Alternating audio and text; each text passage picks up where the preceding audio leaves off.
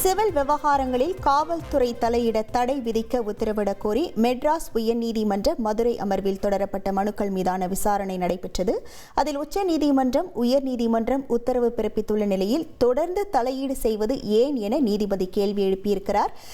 Civil விவகாரங்களில் போலீசார் தலையீடு குறித்து கண்காணிக்க மூத்த ஐஜி தலைமையில் குழு அமைக்கப்பட உள்ளது என அரசு தரப்பில் தெரிவிக்கப்பட்டிருக்கிறது என்ற செய்தியை நாம் பார்த்து வருகிறோம்.